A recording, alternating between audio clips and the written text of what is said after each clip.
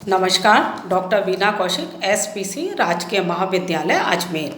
आज का मेरा टॉपिक है कुतुबुद्दीन ऐबक पार्ट सेकंड। आज पार्ट सेकंड में अपन कुतुबुद्दीन ऐबक की उपलब्धियां या उसके कार्यों का विवरण करेंगे या उनकी विवेचना करेंगे। प्रथम पार्ट में हमने देखा कि कुतुबुद्दीन ऐबक किन परिस्थितियों में भारत का शासक बना और शासक बनने के बाद उसको किन किन कठिनाइयों का सामना करना पड़ा। आज सेकंड पार्ट में हम देखेंगे कि उन कठिनाइयों पर उसने किस प्रकार से विजय प्राप्त की। तो 1206 में मोहम्मद गौरी की मृत्यु के बाद ऐबक लाहौर व दिल्ली का शासक बना। गौरी के कोई पुत्र नहीं था। शासक बनने के बाद उसने ना तो सुल्तान की पदवी धारण की, ना ही अपने नाम का खुतबा पढ़ा और न ही अपने नाम के सिक्के चलाए। उसने केवल मलिक की उपाधि धारण की। शासक बनते ही उसे अनेक कठिनाइयों का सामना करना पड़ा। उसने अपनी योग्यता से उन सब पर विजय प्राप्त की। तो ऐबक के कार्य या उपलब्धियां निम्न प्रकार हैं। पहला है दिल्ली के स्वतंत्र अस्तित्व को स्थापित करना। मध्य एशिया में मंगोलों के बढ़ते दबाव के कारण गजनी के शासक यालदोज ने पंजाब पर आक्रमण किया। ऐबक ने उसे युद्ध में पराजित किया और कुछ समय के लिए गजनी पर अधिकार कर लिया। तो सबसे पहला जो उसके सामने कठिनाई आई थी वो कठिनाई ये थी कि दिल्ली के राज्य को किस तरह से स्वतंत्र रखा जाए और मध्य एशिया की राजनीति से इसको अलग किया जाए। इस प्रकार यालदोज ने भारत पर आक्रमण करा, परंतु ऐबक ने उसको आक्रमण नहीं करने दिया और ऐबक ने दिल्ली के स्वतंत्र अस्तित्व को स्थापित करने में सफलता प्राप्त की।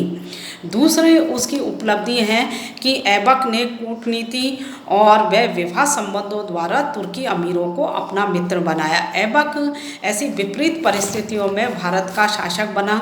शासक बनते ही उसे लगा कि उसके समकालीन जो अमीर थे वो उसकी सत्ता का विरोध कर रहे हैं, क्योंकि वो एक गुलाम था और गुलाम को इस्लामी कानून के अनुसार शासक नहीं माना जाता है। तो ऐसी स्थिति में उसने विवाह संबंधों का सहारा लिया, जिससे कि वह तुर्क अमीरों को अपना मित्र बना सकें और उनके माध्यम से वो भारतीय राज्यों पर शासन कर सकें। तो ऐबक ने सबसे पहले अपनी पुत्री का विवाह इल्तुतमिश, जो कि प्रमुख अमीर था, उसके साथ की और अपनी बहन का विवाह उसने नासिरुद्दीन कुबाचा के साथ किया, जिससे तुर्की अमीर उसके वफादार बन जाएं और उसकी सत्ता का विरोध नहीं कर सकें। तो दो अमीरों को उसने राजनीतिक आधार पर विवाह संबंधों के द्वारा अपना मित्र बनाने का कार्य किया, जिसमें कि उसको सफलता मिली। तो ये उसका एक महत्वपूर्ण दूरदर्शीपूर्ण कार्य था, जिसके कारण उसने कुबाचा और इल्तुतमिश को अपना वफादार बना लिया। अगला उसके द्वारा कार्य किया गया था वो था बंगाल पर अधिकार करना। बंगाल उसके समय में स्वतंत्र हो गया था। ऐबक ने निरंतर प्रयत्न करके बंगाल को दिल्ली सल्तनत के अधीन किया और अली मर्दन खां को वहाँ का सूबेदार नियुक्त किया। ऐबक ने मोहम्मद गौरी के सेनापति के रूप में और स्वतंत्र रूप में उसने उत्तर भारत की कई विजय की, कईयों में उसको सफलता मिली, परंतु बंगाल अभी भी सल्तनत से दूर था और वहाँ पर खिलजी सरदार निरंतर उसकी सत्ता का विरोध कर रहे थे। और बंगाल हम कहें आर्थिक रूप से संपन्न था। व्यापार के माध्यम से वहाँ पर धन आता था, बंगाल की खाड़ी से वहाँ पर धन आता था। तो ऐसी स्थिति में सल्तनत में एक हम कहें आर्थिक रूप से समृद्ध प्रांत यदि निकल जाए तो उससे धन की जो निरंतर जो धन का आवक था वो खत्म हो जाता है। तो ऐबक ने इसी कारण से बंगाल को अपने नियंत्रण में लेने के लिए निरंतर कार्य किया और अंत में उसको सफलता मिली और हम देखें अली मर्दन खां को वो वहाँ का सूबेदार अपने अधीन नियुक्त करने में सफल होता है।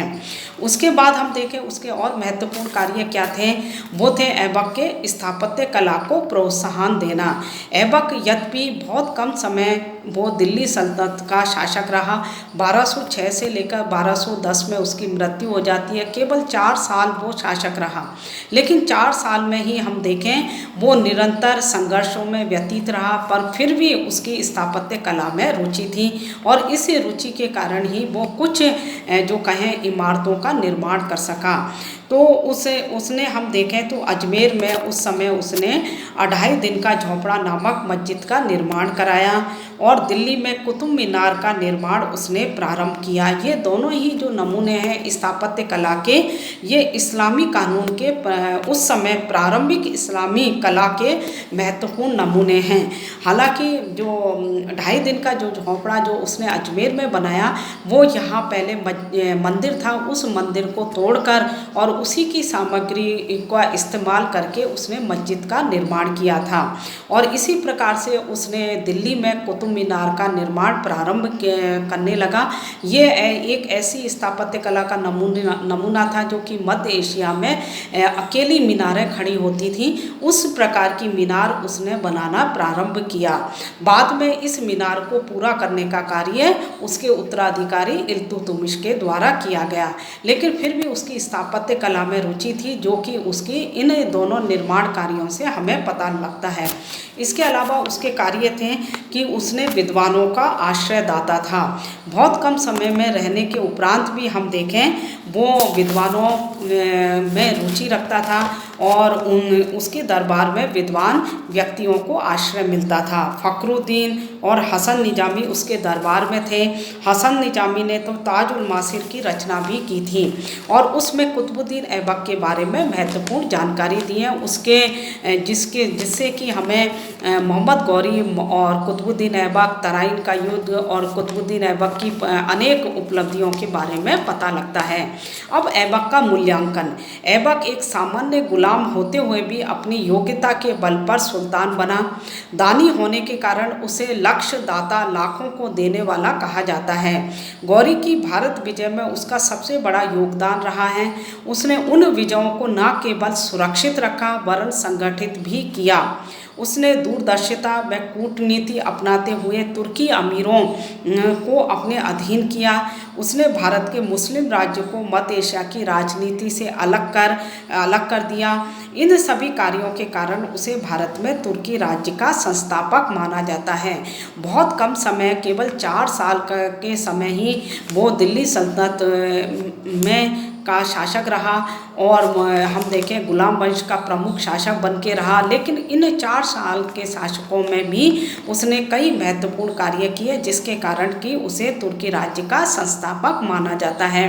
कि ऐसी विपरीत परिस्थितियों में, जबकि हिंदू मुस्लिमों में संघर्ष हो रहा है और जो हिंदू है वर्ग के लोग जो हैं वो मुस्लिम सेनाओं को भारत से बाहर निकाल रहे हैं और मुस्लिम जो अधिकारी हैं वो भारतीय प्रदेशों पर अधिकार करने की चेष्टा कर रहे हैं, और ऐसी विपरीत परिस्थितियों में गुलाम भी उसका साथ नहीं दे रहे हैं, उसके जो प्रमुख मुस्लिम अमीर हैं वो भी उसका साथ नहीं दे रहे हैं। इन महत्वपूर्ण और विपरीत परिस्थितियों में भी उसने अपने राज्य को सुरक्षित रखा और यही उसकी महत्वपूर्ण विशेषता है। धन्यवाद।